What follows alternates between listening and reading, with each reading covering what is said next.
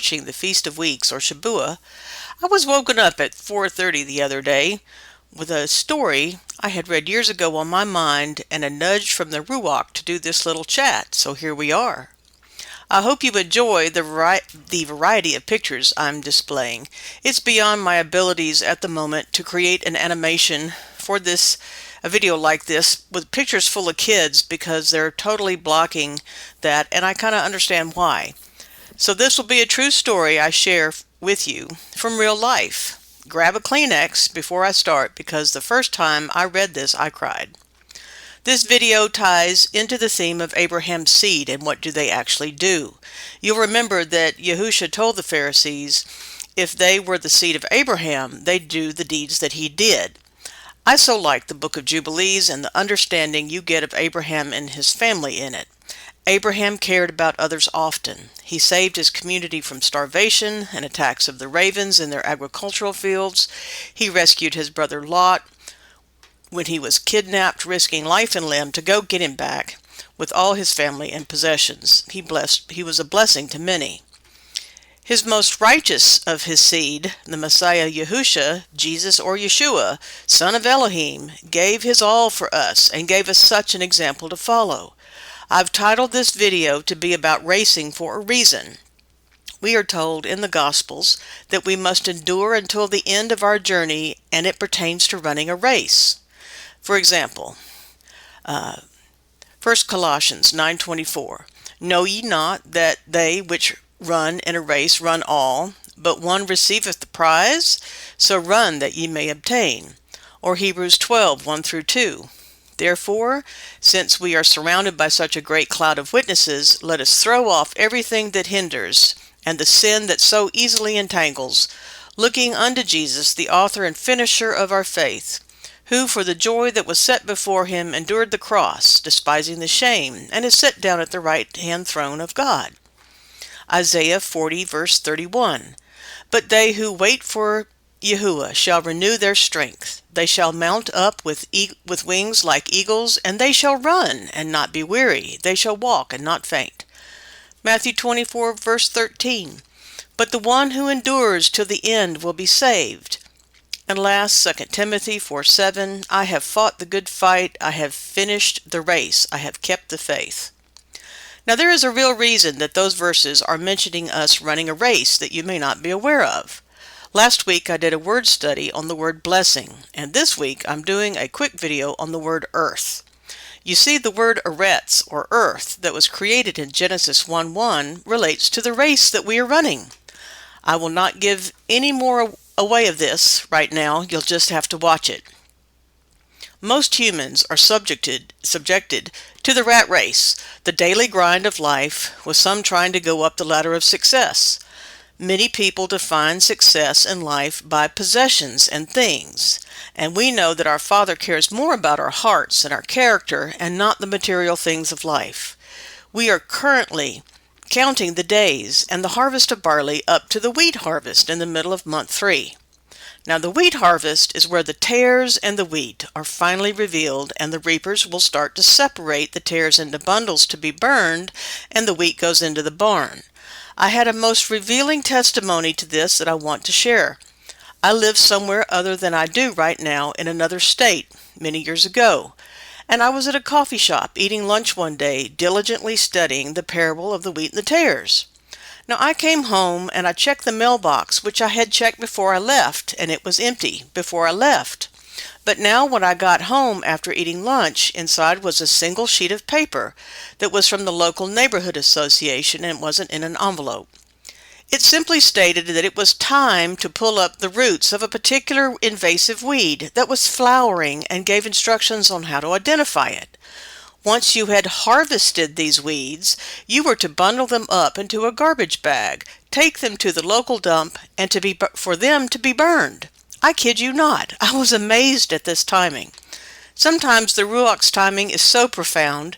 It was during 2017, around the time of the famous Revelation 12 sign in the heavens that many teach about. So since that time, things, in my opinion, have shifted. During the last several years, we have really been able to see more and more who is who are the tares and who are the wheat. When I think about this story that I'm going to read to you, I thought about how the tares are in this race all for their own glory. To cross the finish line in first place, no matter how many others they run over to get there or to shove off the track. So let's see what the wheat, Abraham's seed, those walking in the footsteps of Messiah might do instead. How will they, the firstborn of Yasharel, the seed of Abraham, cross the finish line and run the race? Now, the story I'm reading to you is from a book called The Isaiah Effect, Decoding the Lost Science of Prayer and Prophecy by Greg Braden. I bought this book 25 years ago, and it has been a keeper in my library all that time. I'm going to read to you from pages 245 to 247, which are the end of the book.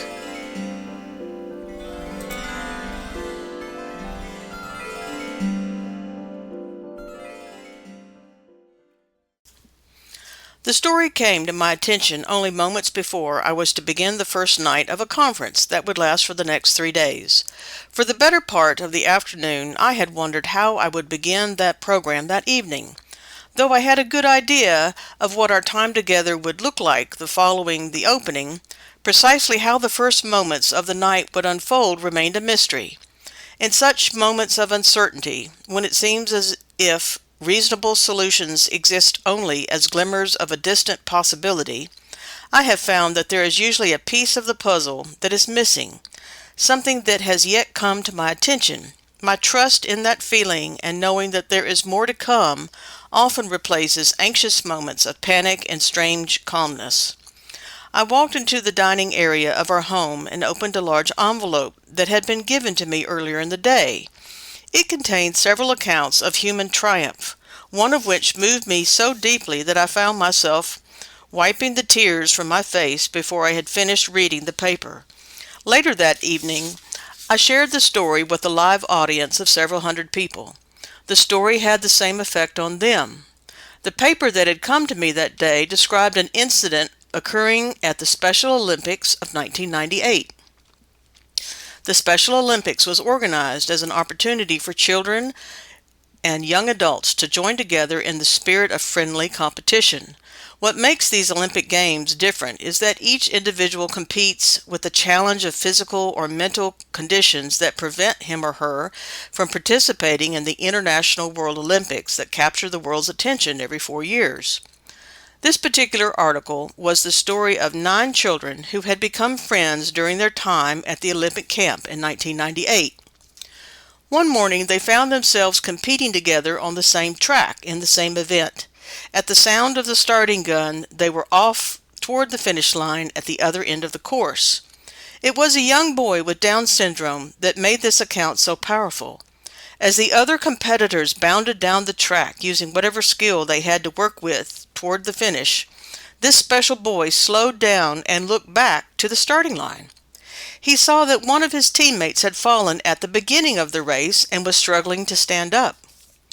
The boy with Down syndrome suddenly stopped, turned, and began walking back toward his friend. One by one, each of the competitors realized what was happening and turned and followed, until they had retraced their steps to the point where they had begun. Lifting their friend to his feet, they locked arms and together walked down the track to the finish. In that moment, these 9 children redefined the rules of competition. With the clock still ticking away, they moved beyond the limits of time and sport to create an experience where they each finished in their own way, all at the same time. It made no sense for them to arrive at the finish without the others. So ask yourself, are you like the kid in this race who totally without thinking about the consequences of his actions gave up being number 1 to help others finish the race? To give up the glory, the fanfare, and the fame to help others who had fallen down? Can you imagine a world in which people wanted to make sure others were there with them at the finish line of life?